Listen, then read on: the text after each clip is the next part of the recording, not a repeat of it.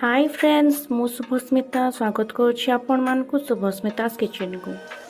आज मु पुणी आसी आउ एक नुआ रेसिपी नहीं बिरी चकुली जहाँ बिना आम ओडिया मानकर सबु पर्वपर्वाणी अधूरा। चकुली पिठा है आम ओडिया डेलिकेसी गोटे टेस्टीएस्ट पार्ट। फेस्टिवल हो कि किसी भी सेलिब्रेशन रो सुजोग पिठा न खाइले किछि ना किछि कमी समस्त मन में बारी हो पड़े।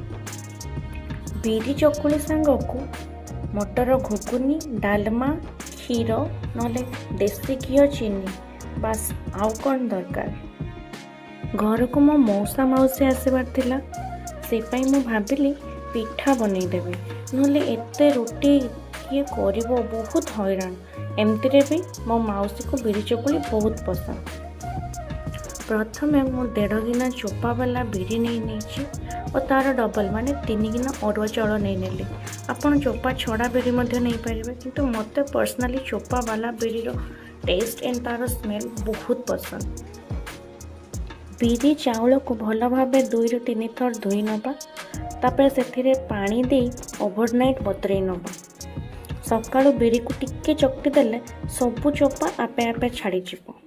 बिरी पानी को फिंगिबेनी ताको आइदर गछ मूल देबे और जदि घरे गाई थिबो ताको दे देबे सेटा बहुत अधिक न्यूट्रिशियस।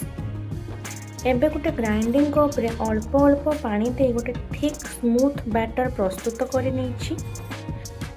बिरी चाउलर ए बाटारे आण न दे ताको सेमतिका फर्मेंट करी अपन डोसा बनै पारिबे किंतु चकुली पई आण लागिबो।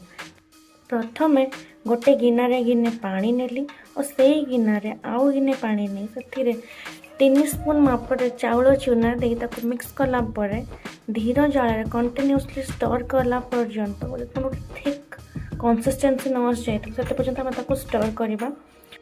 एबे जाल को बंद करी आण को किछि समय ठंडा करवा। आण टिके उषुम थिला बेले ताको पिठो रे भला भाबे मिसई गोळेई नबा। एबे ताको 4 ରୁ 5 घंटा पर्यंत ढांका दे फर्मेंट हवा पाई छाड़ी दबा। देखंतु पिठो केमते फुली जाइछि।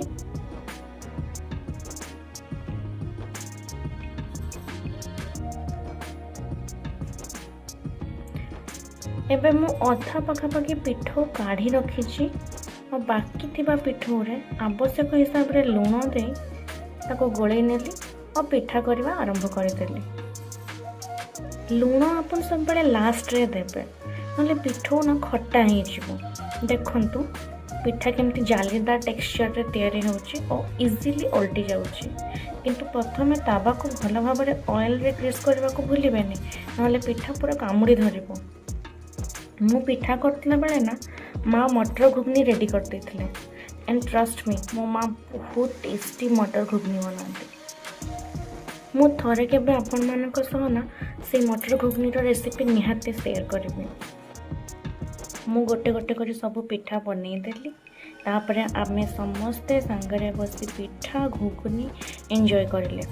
आपण माने भी थरे एई रेसिपी रे बिरी चकुली बनांतु और खांतु। आपण मानकु केमती लागिला ते कमेंट माध्यम रे निश्चय जणाइबे। रहिली देखा हबो आउ एक नुआ वीडियो रे।